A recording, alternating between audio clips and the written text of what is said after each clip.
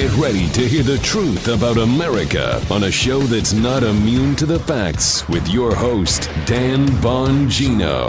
Do I have a stacked show for you today on a Friday after the wonderful Christmas holiday, ladies and gentlemen? Mike Rogers, former NSA director, and who may be a white knight in the Spygate scandal, is talking, but what exactly is Mike Rogers saying to the investigators?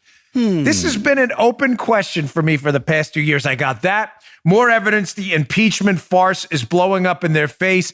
Leftist media is actually turning on Roswell Rachel and maybe Chuck Todd and the Russian collusion hoaxers too. It's going to be a loaded lineup today. Welcome to the Dan Bongino Show. Producer Joe, how are you today? Fine, sir. It's Friday, so I'm doing great, and it is a loaded lineup. I have to tell you, though, this is the Tuesday-iest Friday we've ever seen. Yes. Because of the 2 days off, it feels like Tuesday. It's a very Tuesday Friday, which is good because Tuesday and Thursdays are always our most listened to shows. It really so feels maybe weird. Today. Yeah. Right? Isn't it? It's the Tuesday-iest Friday ever. All right, let's get right to it. Today's show brought to you by our good friends at Helix Sleep. Listen, thankfully, I have a Helix Sleep mattress. Let me tell you why. Last night, in the middle of the night, my oldest daughter came running in a panic. Daddy, my oldest, not my youngest, you got to kill this bug.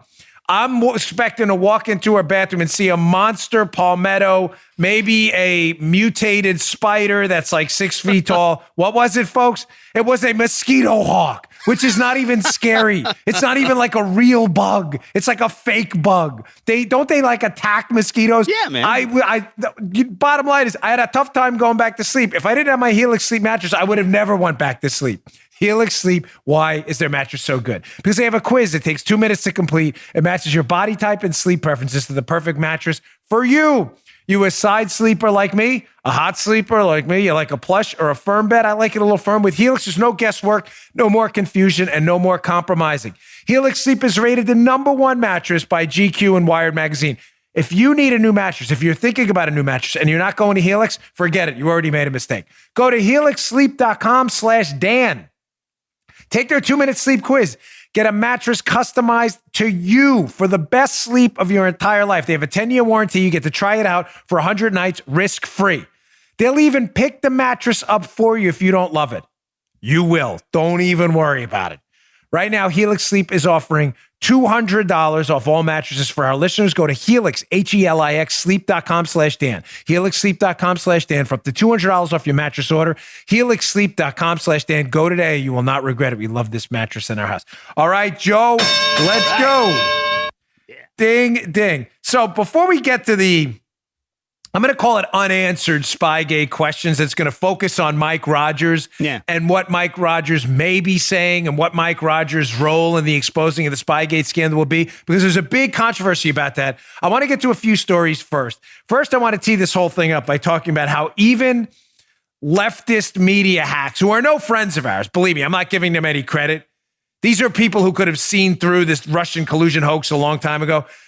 What's happening now, folks, so you understand how I set the table, is leftist media hacks are starting to realize that history is going to humiliate them. In other words, Joe, being on the wrong side of the Russian collusion hoax and telling people the dossier was real and collusion was real, it's now starting to come out that you're a moron. I don't know any other way to say it. You know what I'm saying, Joe? Yes. I always use this example, and forgive me for the regular listeners, and Joe's probably heard this 1,000 times. But having grown up in New York City, it reminds me of the David Dinkins reign as mayor. David Dinkins was one of the worst mayors in the city's history. But because he was the first black mayor, there was this loyalty amongst liberal media types where they felt the need to constantly defend him. The city was falling apart. Nothing to do with him being black or white. The city was just in terrible condition. He was a liberal. Right. Liberalism hurts everyone. It doesn't matter what your skin color is. It's just terrible. Bottom line is, after Rudy Giuliani got into office and the city turned around and people started to notice streets got cleaner, crime rate was lower, the economy was booming, the media started to say to themselves, guys, we're going to look like idiots here in New York if we don't start to recognize that Dinkins was terrible and Giuliani turned it around. In other words, you can lie to the people for so long, and then after a while, you have to somehow save face. I promise you, you are seeing that turn now. Now, this is not, please, This is in no way meant to save these lunatics. They're all hacks. They lied to you forever. They know they lied to you, and they thought they could cover the lie almost in perpetuity.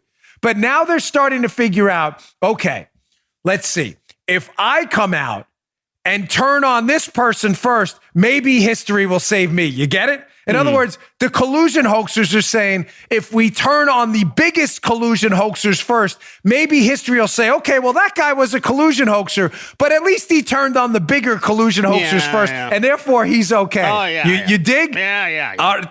You get it, right, Joe? Yeah, okay. sure. So what's the evidence of this? Legal Insurrection, one of my favorite websites, run by the excellent William Jacobson, has a piece up today. Be in the show notes. Always a must read. Go to bongino.com/newsletter. Subscribe. We'll send the show notes to the show right to you, okay? Piece up by William Jacobson. Again, we ask, why isn't Rachel Maddow treated like other crazy conspiracy theorists? The gist of this piece is this. If you read it, and it's worth your time. William Jacobson, I have a screenshot from it in a moment, but Jacobson covers how other leftist media types are now starting to turn on Rachel Maddow, who, Joe, on the...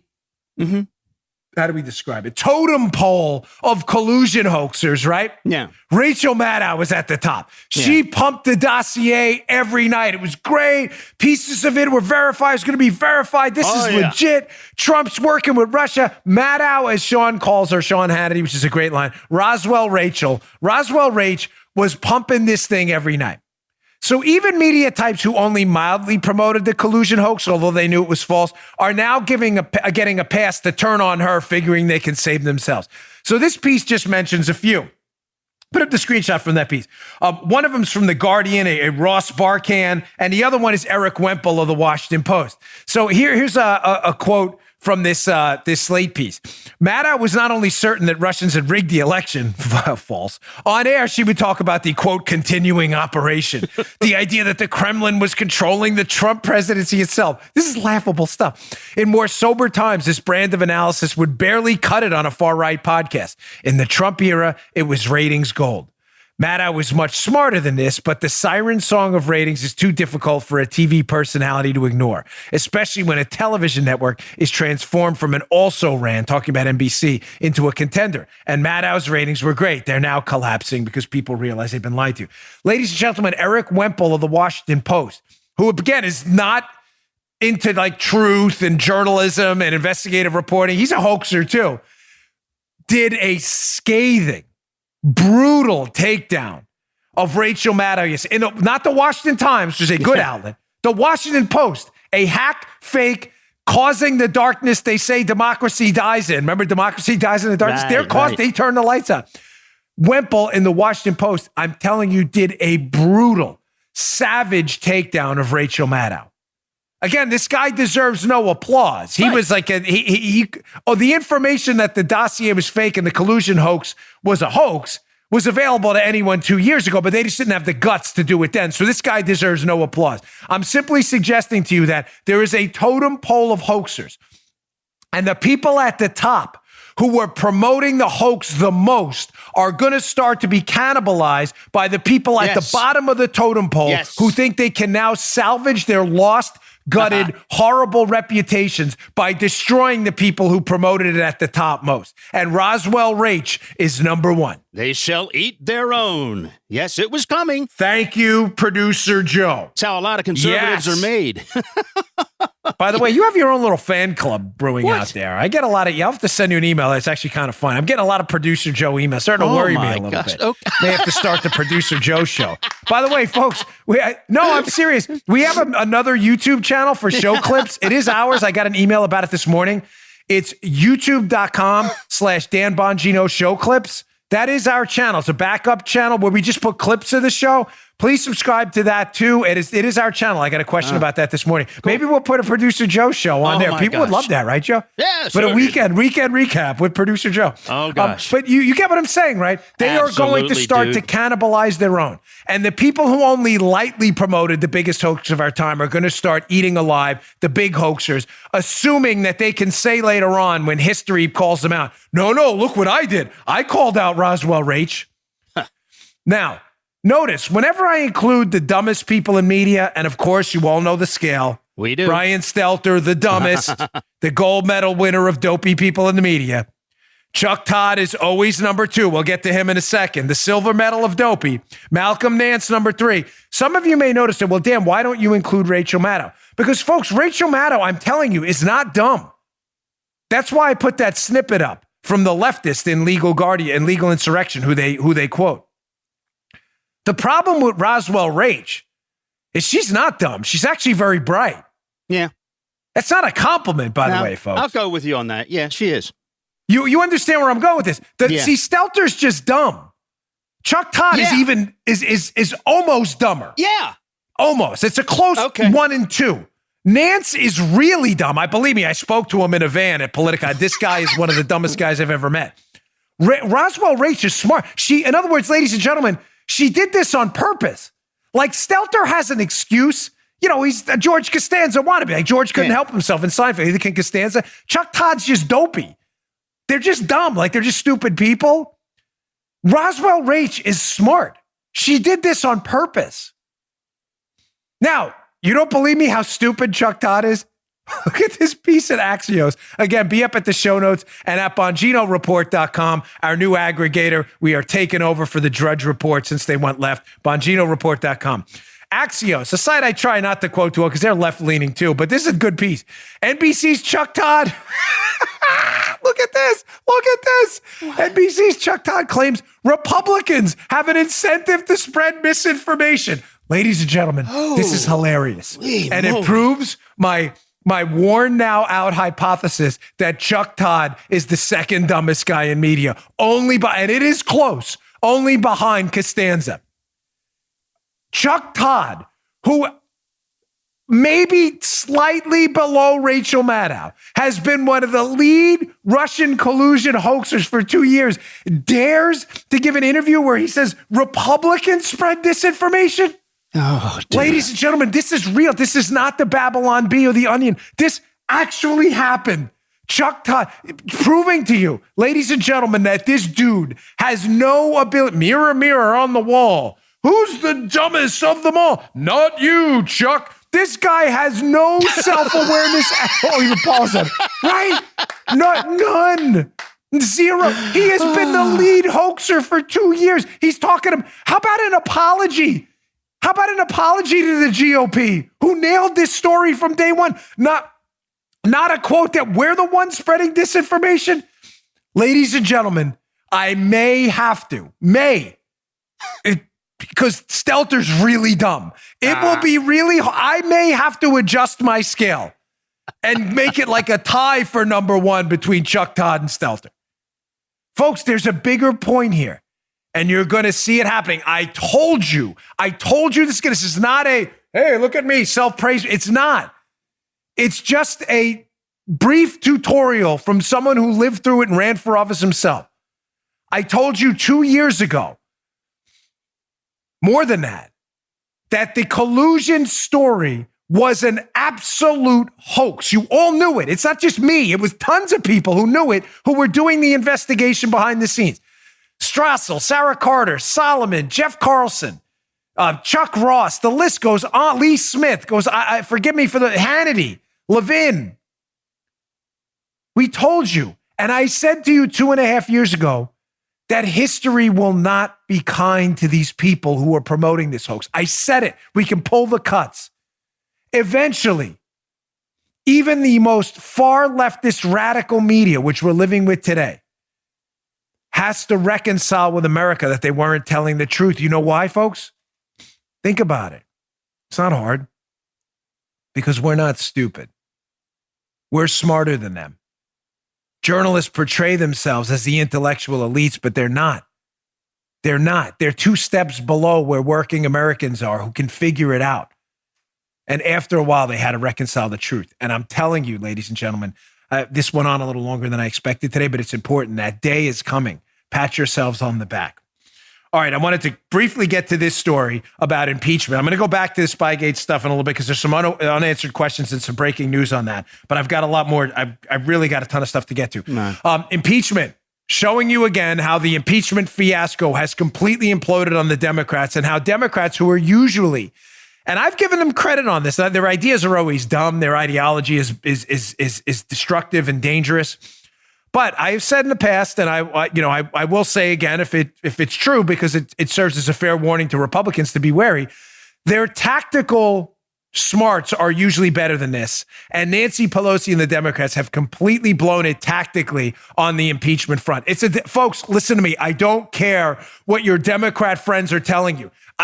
Please disregard it. It is one of those moments where, you fall in the street and you think people see and you look around, you pretend it didn't happen. The Democrats are now pretending this isn't happening, what's actually happening. And what's happening is this poll from Real Clear Politics. Hat tip Matt Gaetz for putting this screenshot up on his Twitter account. Real Clear Politics poll average, not a right-leaning outlet, by the way. They asked the question, do you favor Trump's impeachment and removal from office? Look at this poll, ladies and gentlemen, taken from December 11th through December 23rd, the period when the impeachment happened, and you would think all the evidence was presented and support for removal from office would go up if you're a leftist. Leave this up. Again, if you're making the argument that during the impeachment process, when your best case has been put forward, with the Democrats made, if your argument over 14 days that this happened is that we did a good job, then how come you have this poll? The poll shows this. If you want to see the visuals, youtube.com/Bongino. The bottom line is this. Support for impeachment and removal from office, ladies and gentlemen, has gone down. That is the red line. Yes, for removal. Down dramatically. The black line in this is no, we don't support his impeachment removal from office. No, we don't support it. Went up. Come back to me here, please. Up. No, we don't support this. Down. Yes, we support this. One more time for the visuals, for liberals who need the visuals. I know you have the adamantium skulls.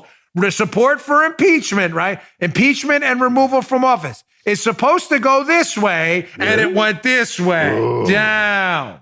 Yes. You get it now? This is not no bueno. No good. No bueno. This is not working out for you. I don't know who told you this was a good idea. This is not good. Like, I'm not doing an X-Men symbol. It was supposed to go up. It went down. You screwed up. Listen to me, Joe. I know you live in Maryland too. You have more Democrats surrounding you than I do down here in Martin County, Florida. This is a half and half county. I don't care what they're telling you. They are lying to save face. They face planted in the street and they're now looking around going, did anybody see me? I hope not. Yeah. You know what I'm talking about. We've all done it. Sure, man. I did it once. When I was walking on the Queens College campus in the middle of the snowstorm, we had this building, was it Kylie Hall? And I'm walking and there was windows and Paula's looking now. She wants to hear these. I've never told her this story. It's a true story. And Kylie Hall, these windows so they can see outside.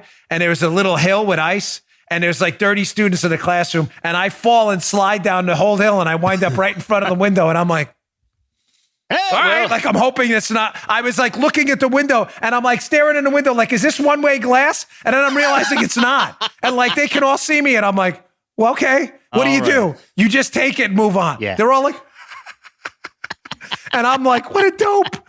It's true. That really happened. Slid right down. I'm like, please tell me this is tinted glass. And they can't see you. I'm looking at it like, no, we see you. Yeah, you look like a loser. I remember that. Like it was yesterday. That really happened. And it was a long slide, too. It wasn't like a fall. It was like ass, floor, ice, boom, hit brick wall, get up, stare in window, people see you, and you think they didn't see you. And then you find out they see you. Yeah. We've all had it. That's a great part of it. The show. That's a good story, though. I made more mistakes in my life. That's what makes me who I am today. All right, I got a lot more to get to. Let's move on. Again, folks, please check out the Bongino Report. We really appreciate it. Make it your homepage, BonginoReport.com, your new conservative alternative to the Drudge Report. You can find out all these stories we put up in the show notes and at Bongino.com are available. Bongino.com is a separate site. At BonginoReport.com. Go check that out. We really appreciate it. And our show clips channel on YouTube. All right, today's show brought to you by our buddies at eToro. Folks, here is another moment of self-deprecation, a big self-deprecating show here on a Friday.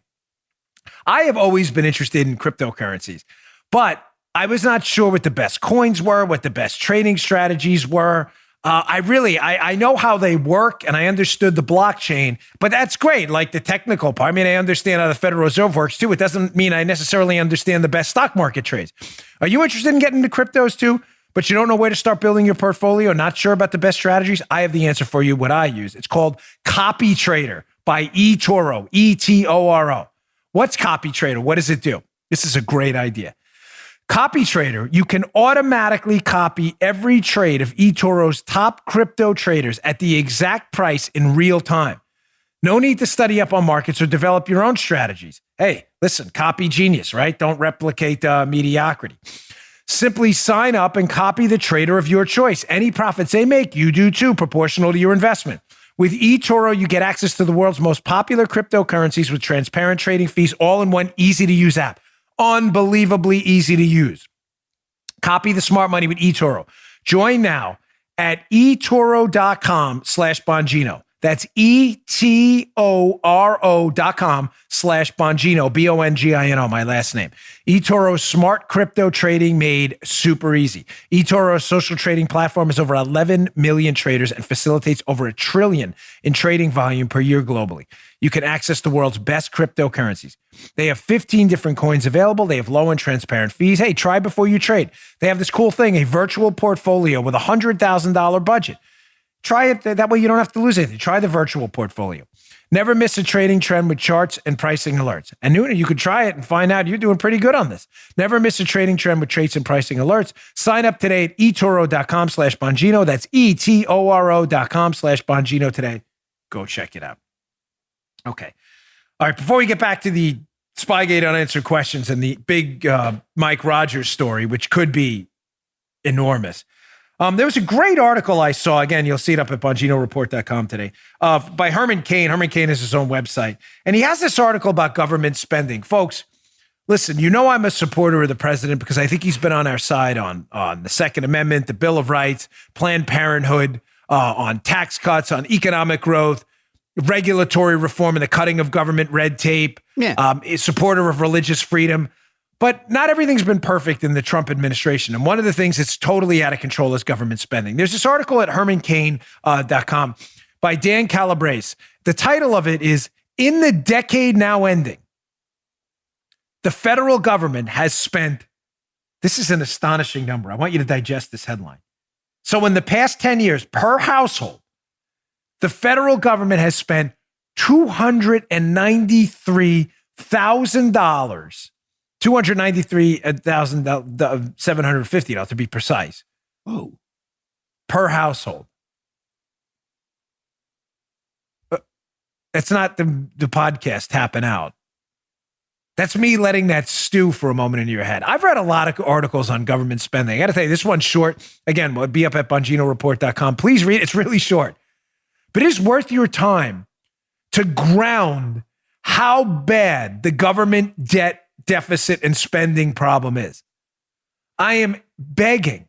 I mean, I'm beyond begging. I've already, and it's done nothing. Begging the moderate Democrats, Republicans, Tea Partiers, conservatives, libertarians, forget the liberals, they're lost. The president, the administration, anybody in the administration, please, we are staring down the barrel of a firearm getting ready to unleash the largest financial crisis in human history. The impending bankruptcy of the United States.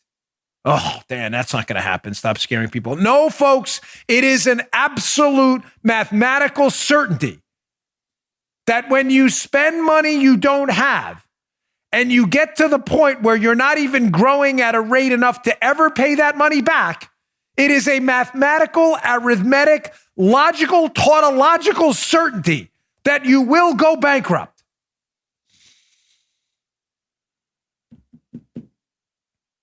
From the Herman Cain piece, maybe this will make sense. How much money the government spends. Last budget that the Senate, the Republican Senate just passed. By the way, the Democrats love this stuff, but that the Republicans are playing along on the Hill and in the Senate is beyond disturbing. From the Herman Cain piece, quote, "If you want to simplify it, the government spending that is, We'll call it $29,375 per year. That's fine. I don't know what percentage of your household income that represents. For many people, it would be more than 100%. Keep that up. And remember, this is an upward trajectory from the piece. Get a load of this one. There are 128 million households in the United States. So if you just look at 2019 spending alone, Uncle Sam spent $34,375 per household. According to a site they link to, that means at least 100% of the annual income of 27.8% of American households. Do you understand that? Put that into context for a moment. 28 out of 100 U.S. households, the government spends per year, if you divvy it per household, every single thing you make. Right. Everything. Over a quarter of U.S. households, the U.S. government takes, because remember, what it spends, it taxes, takes from you and spends everything. Everything. Everything. Do you understand how much money that is? I ask this question all the time, and I'm going to ask you now, even for the lunatic liberals who listen. Is there anything in your life, anything, you work harder to support that you get less back from? It's not a joke. It's a serious question. Yeah. I work hard, my wife and I, to support people and things. We support our business. Well, first, we support our children. We help our mother-in-law, my family. We do our business enterprise. We do some charity. What else do we do? Some neighborhood stuff. You know, we have entertainment. We do some social life stuff. You know, movies, some adult sodas once in a while, maybe. We need to do Canon read for that one. But we spend money on a lot of things. We spend money that we earn. Now, folks, I spend money to support my children. They come first, and my family. I don't spend anywhere close to what I spend on my children, what I spend on taxes. Paula would kill me, so I'm not going to give you the amount, but because of our business, we do our taxes early. Right. And we had a call with our accountant recently who gave us our tax bill for this year. Paula would seriously jump on this camera right now and do like a rear naked death choke on me if I told you what the bill was. Right. All I'm going to tell you is this. I could probably support 6 or 7 new business enterprises easily with my tax bill. In other words, I could have spent it on other businesses, but I'm now giving it to the government. It is a multiple of about 10 or 20 of what I spend on my own kids. I will guarantee you, regardless of your income, that you probably say the same thing. That your tax bill, what you pay to the government taxes, is probably a multiple of 2 to 10 of what you spend on your own kids. Is there anything in your life, again, I will ask you, you work harder for that you get less from in return? Oh, hell no. You're damn right. What are you getting from this? Okay, I'll give you the easy ones. We need our military. No question about it. We have real legitimate threats. Terrorism, the psychopaths in North Korea, Russian incursion. I mean, we need our military. We need a good one. Okay. Willing to finance that. All right. Certainly doesn't cost you as much as money as I think we could be more efficient with our money. Good court system. At the local level, law enforcement, I'm not so convinced anymore after the debacle. We need a federal law enforcement infrastructure after the disaster we've just seen. But you're telling me I should work 55% of the time for that? When we can do it more efficiently than even what we're spending now. Folks, this is insane. This is insane. We are looking at a guaranteed national bankruptcy. I get the email. Listen, I get it. My life has been economics and finance. I understand. I don't claim to be the guru in any. I get brilliant emails from people who are very smart in finance and economics, and I love them. Keep them coming. I take them all in. I read them. Those are the most fascinating ones. You all make great points, and I love your emails. But a lot of people have emailed me with a lot of good, solid, intellectual, knowledge-based material on file. Oh, we're not going to go bankrupt. And here's what. Ladies and gentlemen, that is insane. We will either go bankrupt because we will monetize our debt, or we will go bankrupt because we refuse to pay it. There is no option C. There is no option C. If we don't get a lid on this right now. I know it's falling on deaf ears. I know. But just like, this is why I covered this story here. Just like the Russian collusion hoaxers, I'm talking to the Republicans, the moderate Democrats, and even the conservatives out there who claim they care about this. History is not going to be kind to you if you don't change course now, because we will go bankrupt. There is no question about that. If you don't change course now, we will go bankrupt. And there will be a time when history turns on you too. And history will blame you for what you did. You signed those spending bills. It's your names on it. You voted for it. You'll have no way out.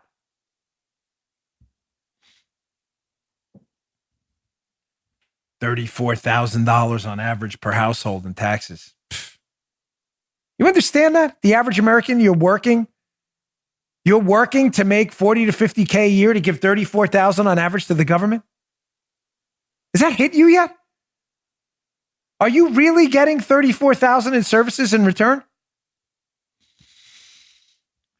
All right, let's get to some of the Spygate stuff because this is fascinating. You know what? I want to run through this. So let me just get to our final sponsor of the day. Sometimes I alternate where I place the sponsors in the show because of the flow of the show, but I appreciate our sponsors being here, and I always appreciate your attention. They're really good. They keep the show free for you. This is a great sponsor we really love. Simply Safe. Listen, I want to remind my listeners, Simply Safe's huge holiday offer is here. It's their biggest sale of the year. Folks, we have Simply Safe in our house. If you're a friend of mine listening, you've been to my house, you've seen it. If you're looking to fully protect your home with award-winning 24/7 home security, now is the time to do it.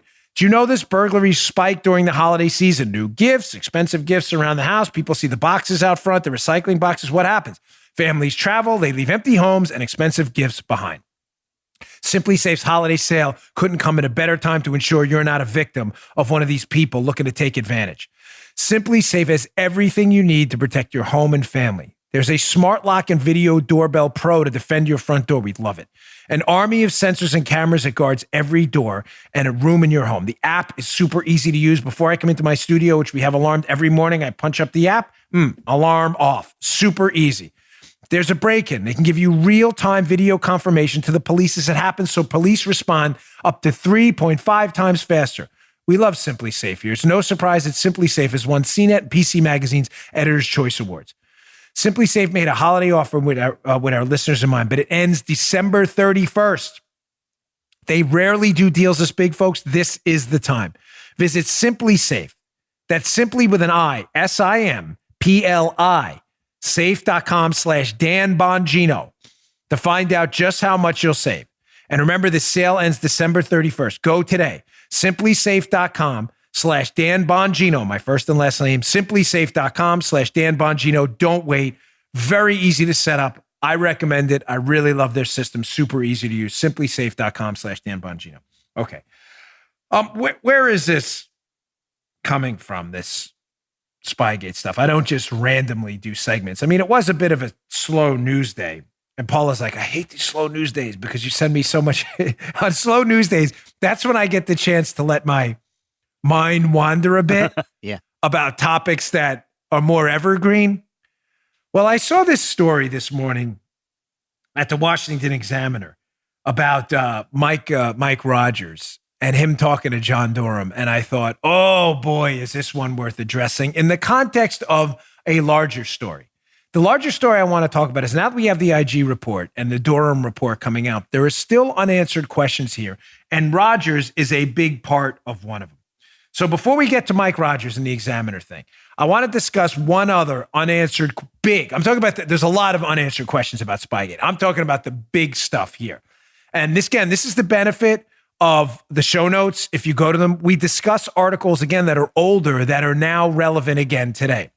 One of the big open sores in Spygate, I have not been able to get to the bottom of, and I have some ideas, and I've been pointed in a direction recently by some sources that all right, I'll get to that in a second. Let me just put up the Epoch Times article that describes this. Remember, unanswered questions about Spygate. Hopefully, we'll get to the bottom of the next few months. Jeff Carlson, who I have great respect for, has a piece I will have in the show notes today. It's from October of 2018, but again, it's worth your time. Again, in context of Mike Rogers, NSA director, former NSA director, now talking. Will he answer this question? Headline: NSA Director Mike Rogers disclosed the FISA abuse days after the Carter Page warrant was issued. Folks, this is a great, great piece worth your rereading today, and why. There's a big takeaway from this. Mike Rogers, who was the former head of the National Security Administration, the NSA, the big spy apparatus we have. Rogers, conveniently days after the first warrant in October to spy on Carter Page, former Trump campaign team member, which I believe was a proxy attempt to try and spy on the Trump campaign. Rogers, seemingly out of the blue, airs a warning about the abuses of the FISA Act and people spying in the government on others. But there's this one thing that jumps out in the FISA report issued afterwards. Put up the screenshot number 1 from the Carlson piece. This is fascinating. I'm going to quote from it. On March 9, 2016, the Department of Justice oversight personnel learned, listen to this, that the FBI had been employing outside contractors who had access to raw Section 702 FISA data and retained that access after their work for the FBI was completed. The information was disclosed on a FISA court ruling. You can look it up yourself, folks. Just Google FISA court ruling, April 26, 2017. It was declassified by the DNI National Intelligence, Director of National Intelligence, Dan Coates. What's the takeaway there? In light of yesterday's story, explosive story, which we addressed in light of what's going on about the CIA potentially moving information from the NSA's cloud into the CIA cloud where they could obfuscate the audit trail. If you missed yesterday's show, you missed it did crazy numbers for a Thursday during Christmas week. And I think that was why. Watch yesterday's show. I can't relitigate it, but it's about the CIA wiping clean their footprints on how they spied on people and how they did it, taking information from the NSA cloud. But now, why am I bringing this up today? We know Rogers is talking. Now we know that apparently there were abuses of the NSA database too by FBI contractors. So what's the unanswered question, you ask? Well, put up screenshot number 2 and we'll hit it. Quote from the Epoch Times piece. This wasn't an isolated incident, talking about access in the NSA database. And the improper access granted to outside contractors, listen, here's a quote, seems to have been the result of deliberate decision-making. In other words, ladies and gentlemen, it was done on purpose. This was not a mistake.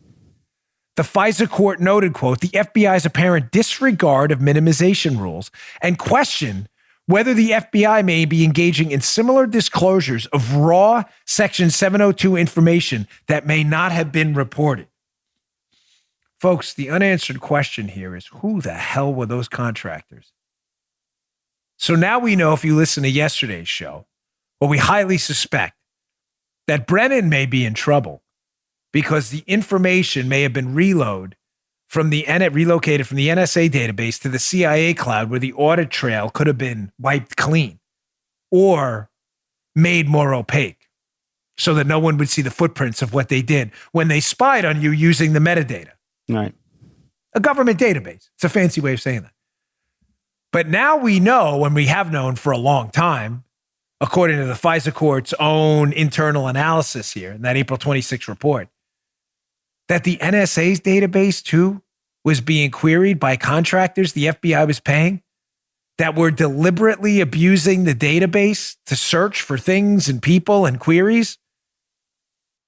Who were those contractors that the FBI was working with? I've got a lead on this. I'm hesitant to put out, but I'll give you a hint because I'm not sure and I'm looking for triple backup on it. Unlike Roswell Rachel Maddow, who would just say random thoughts that came into her head and express them as facts. I'm afraid that they're going to use this contractor label. In other words, the contractors did it as an out. Joe, follow me here. Yeah, what?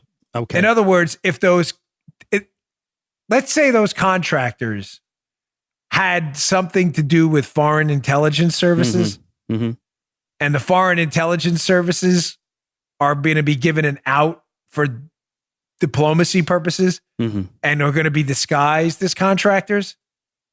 You don't get that. I get it.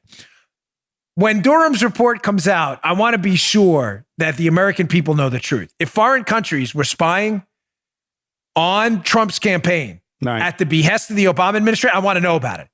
And what I'm afraid of is that contractor label is going to be slapped on entities all over the place to disguise who they really were. Gotcha. So that the American people don't know the full truth. And the reason given is going to be, well, for diplomatic reasons, we don't want to embarrass these foreign countries. Yeah. No, we need to embarrass them. They embarrassed us. Identity laundering, more or less. Yeah, okay, gotcha. Yeah, okay. Yeah. You're good. Yeah. You're good. Identity laundering. Very well said. Yeah. I'm going to steal that. I'm going to pretend Joe didn't say it. It's like identity laundering. Cool. Come on. I'm kidding, of course. That's a brilliant line. Identity laundering for the same reason the information was laundered under Steele. They laundered Steele's information to pretend it came from Russian sources so it looked real. It was all BS, folks. The identity laundering and the use of the term contractor may be used to clean the identity of where it originated. So for diplomatic reasons, we don't expose the identities of foreign countries that may have been spying on our own election for the Obama administration. Huge unanswered question. Wow. Now, some of those contractors, I'm sure, were legit contractors too. Legit meaning that they were contractors. I'm just afraid the label is going to be used for other things too. Right. But who were those contractors? Again, I have some ideas on that. God forbid one of those contractors, by the way, was Fusion or CrowdStrike. Imagine if that came up. The CrowdStrike. Can you imagine that if that came out? Ooh, that would be ugly. All right. Another one. Hat tip Adam Baldwin, by the way, actor. I love Adam. He's really great. I was scrolling through Twitter this morning when I show prep. I go through Twitter, see what people are talking about. And he pulled up this gem out of the IG report with some highlights in it. Here's a photo of the IG report. Remember, we're talking about unanswered questions. The first unanswered question was what I just told you. Who were the contractors? Were they foreign governments? Was it Fusion? Was it CrowdStrike? Big open question. The second open question, how much did Obama know? I think this section of the IG report I'm going to read to you now answers Obama knew a whole lot, folks. So there's this part of the IG report where they're talking about the ICA, the Intelligence Community Assessment after the election. Remember, 17 intelligence agencies, the Russians hacked the election for Trump, what Devin Nunes calls Obama's dossier. They're talking about this, and here's a quote from the IG report when they're talking about the internal deliberations about what to include. Quote, the Intel section chief said that Andy McCabe, former deputy director of the FBI, understood President Obama's request for the ICA to require the participating agencies to share all information relevant to Russia and the 2016 elections. And the Steele election reporting qualified at a minimum due to concerns over possible Russian attempts to blackmail Trump. Look at this gem in the IG report. We covered this before, but it's worth covering again now. I just closed my fingers in a circle. We go. Leftist media. Take that out. I'm not dead serious. You can't do that. You can't even make like the small sign anymore because if your fingers connect, you're like, it's a white power symbol. This is like how crazy of a world we live in now. I swear, I just did something. And I'm like, in my head, I'm like, oh my gosh, here we go. It's on camera. Oh, lunatics. Joy Reid will be talking about it. Says, look at this guy on the damn Bongino show. Folks, this is serious stuff. Getting back to the point here. How much did Obama know? So, ladies and gentlemen, if Andy McCabe understood Obama's instructions, include in that 17 intel agencies agree the Russians tried to interfere in the election at the behest of Trump, which was Obama's dossier. There's no question the Russians interfered, but to help Trump, that was beyond speculation. They only did that to nail Trump to the wall. It was Obama's dossier. McCabe understood that to mean include the Steele stuff, but how did Obama know about the Steele stuff? I thought he didn't know. Folks, this is a gem from the IG report. Again, hat tip Adam Baldwin. Nice work. A gem. I think we covered that one before. But again, unanswered questions that I think we reasonably know the answer to. We're talking about the big ones. Who the hell were the contractors that were accessing the NSA database at the request of the FBI deliberately? It better not be foreign governments. And how much exactly did Barack Obama know? Because it appears the deputy director of the FBI, it appears he's saying in this thing that Obama knew a whole lot because that's what he understood it to mean. Now, here comes the big one. I kind of opened the segment with this Washington Examiner report. This is why I thought of this morning. So Mike Rogers, ladies and gentlemen, is talking, former NSA director. And folks, although maybe not the most important open question, I'm going to tell you candidly, I have been raging an internal battle with this for a long time. Here's a story by Jerry Dunleavy, excellent reporter at the Washington Examiner. Again, be at BONGINOreport.com and at the show notes today. John Durham, who of course, is investigating this for the Attorney General, Bill Barr. John Durham interviewing former NSA leader Mike Rogers, who alerted the court of other FISA abuses. This just came out. This was yesterday's piece, December 26, 2019. Folks, what the heck is Mike Rogers saying? I'm just being candid. This is a business self-deprecating show today. Folks, I was absolutely confident based on some sourcing that Mike Rogers, former NSA head, was the hero in this story. I'm not saying he's not, but it's only fair for me, unlike Roswell Rachel and Chuck Todd and Stelter, in light of new information, to reevaluate where we were. And if you think you were wrong, you better damn well tell your audience. The answer is, I'm not sure I was wrong, but I'm not sure I was right either. I am honestly not sure anymore how much of a good guy Mike Rogers is. You may say, well, why, Dan? I don't get it. You've been telling us for a while that he's the white knight in this story. Man, where are you going with this, man? A new source has emerged, a credible one, very credible. I mean, access, I'll leave it at that. Who has suggested to me that Rogers isn't a bad guy in the story, but he's not the good guy you may think. In other words, he wasn't the Paul Revere everybody thinks he is. This is him talking. That it may have been a face-saving measure more than an effort to do the right thing. Do you get that? Yeah. I'm going to leave that there. But I am going to tell you what has been bothering me about Rogers and what Rogers could possibly be talking about. But to do that, we have to go back a little bit and retell the story I've told many times. And by the way, that features prominently in my book, Spygate, and my book, Exonerated. Okay? Pick those up if you haven't yet. We'd appreciate it. Let's go back in time. Again, we're talking about Mike Rogers, good guy, bad guy, or medium guy. Let's go back to this NPR piece from NPR. This will not be at BONGINOreport.com because we don't promote NPR, but it's an older piece and it's worth addressing. Look at the date on this. November 22nd, 2016. NPR. NSA head Mike Rogers meets with Trump team, but doesn't give Obama a heads up. Folks, look at the date. The date is the headline. The election's in the the second Tuesday in November. This is about a little over, 14 days later? November 22nd, 2016. It's right after the election. Trump is the president-elect. Obama's still in office, but he's won the election, Trump. NPR is reporting that Mike Rogers, who works for the Obama administration, he's still the president, Obama. Right. Makes an unscheduled, at least with the Obama administration, trip up the Trump Tower and doesn't give Obama a heads up. Why would he do that? Well, for those of you who read Spygate and Exonerated, you might know the story or think you know the story. What happens right after that trip?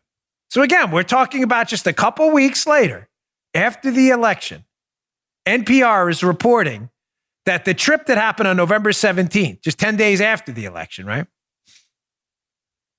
They're reporting he didn't give the Obama team a heads up, Mike Rogers. Why would he not do that? Seems kind of odd, considering he's still working for the Obama administration. Let's look at this New York Times piece. 2016. This is just a couple days after the meeting, November 19th. Obama is considering removing NSA leader, Mike Rogers. So the meeting happens on November 17th. It's unplanned with the Obama administration. He doesn't tell the Obama administration, Rogers. And 2 days after the meeting, the New York Times, through their deep state leakers, reports that Obama, keep in mind, this is the outgoing lame duck two-term president. Right. He's leaving in a little over 2 months. I mean, a little under 2 months, excuse me. He's leaving.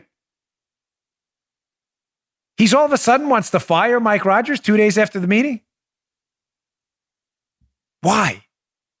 Why would he do that?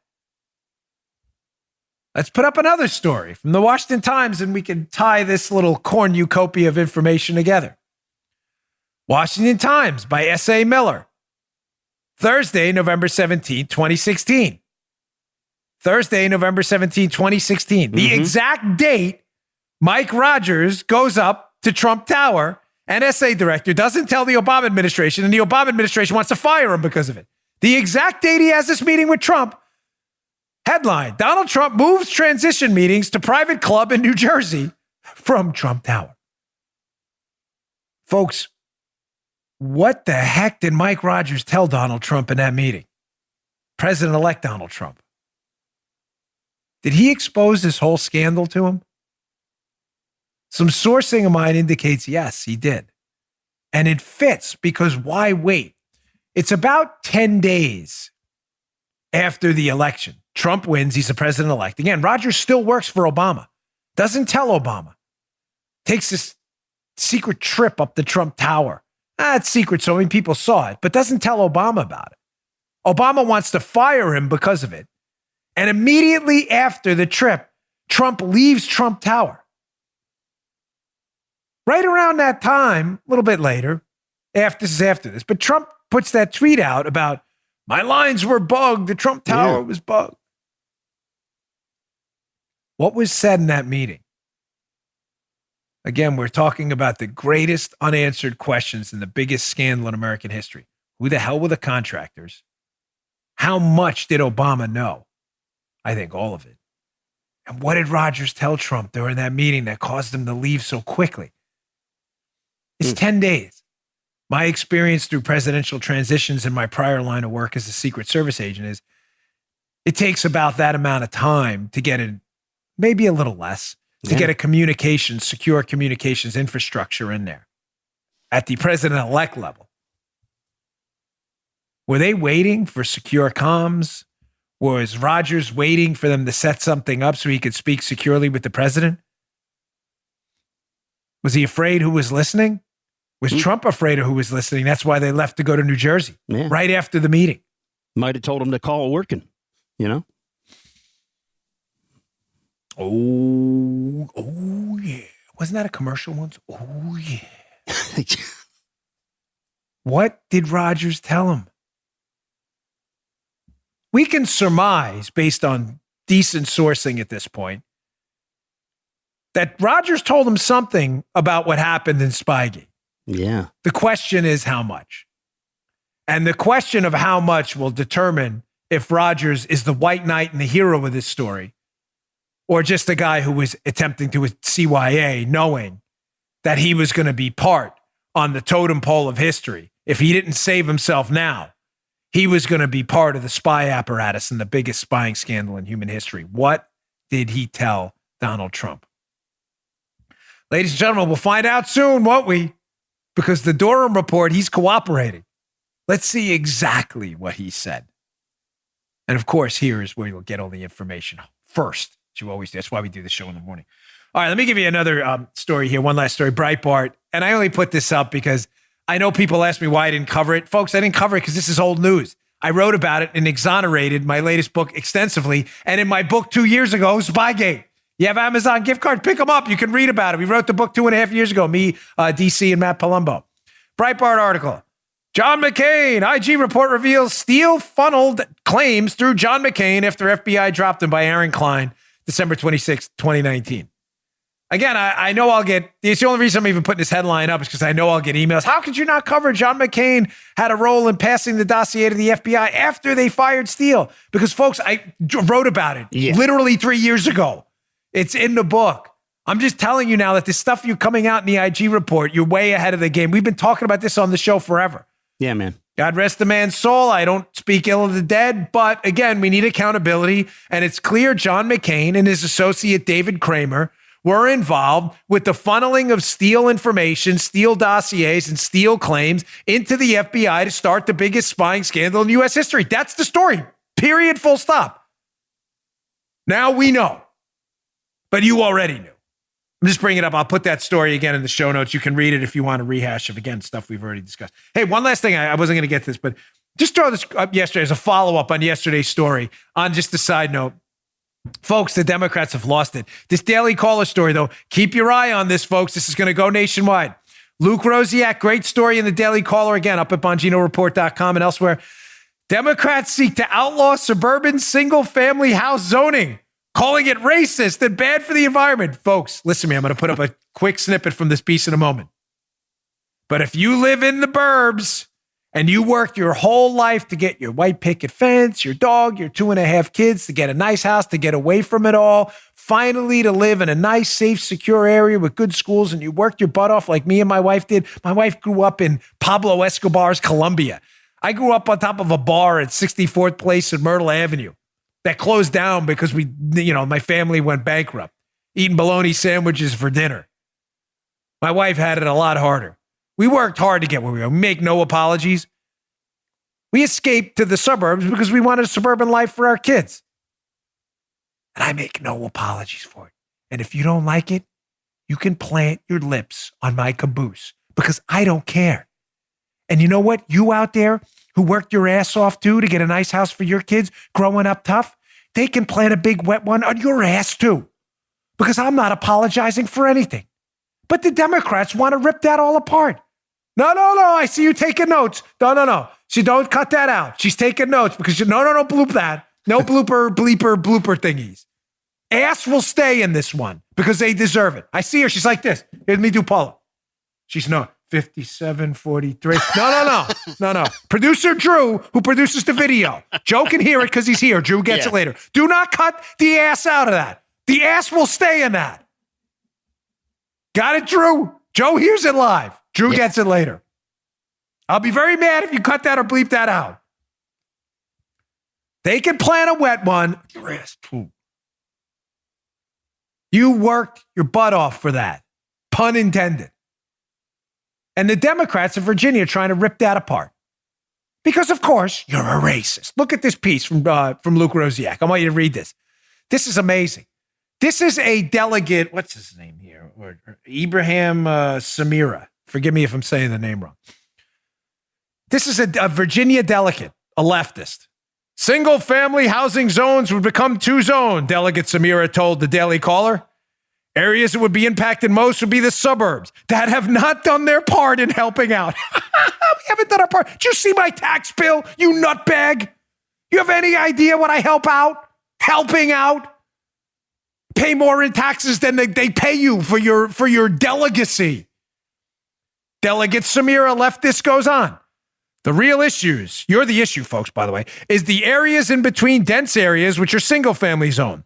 Those are the areas that the state is having significant trouble in dealing with. This is you in the suburbs. They're having significant trouble dealing with you. He says, you're living in a bubble, Delegate Samira said. Get a load of this one. He said the suburbs were mostly white and wealthy. Oh, here we go again. Get that off there. I can't even. Again, folks. The Democrats, you understand this will never stop. They will never get out of your way. They will never get out of your wallet. They will never get out of your house. They will never get out of your health care. They will never get out of your kids' school. they will never, ever leave you alone. They are a speed bump on the highway of life every single time. And this is the kind of crap you're voting for. You busted your hump your entire life to go buy a nice house in the suburbs for you and your kids. And now you're a racist white person who's living in a bubble. And you're the problem that has to be, quote, dealt with. So they want to plant a bunch of low-income housing in your neighborhood because you worked hard your entire life, probably to get out of some low-income housing you lived in yourself. They want to put that right next to you. Keep in mind, Delegate Samira won't live there. Unreal. All right, folks, thanks again for another great week. Even despite the Christmas week, the show did great. We are getting tons of new subscribers on our YouTube channels now. YouTube.com/Bongino is our primary channel. Please subscribe. I humbly ask. We're trying to get to 400,000 subscribers. We're almost there. And then YouTube.com/Dan Bongino. Show Clips is our Show Clips channel where you can get clips of the show broken down in easily digestible formats. Joe and Drew work really hard. Joe does a lot of the audio clips and we put on Instagram. Drew does that, and they work really hard. Go check out their work on Instagram and on our Show Clips channel. We really appreciate it. Thanks for everything, folks. Really appreciate it. I'll see you all on Monday. Good day, sir. You just heard The Dan Bongino Show. You can also get Dan's podcasts on iTunes or SoundCloud and follow Dan on Twitter 24/7 @DBongino.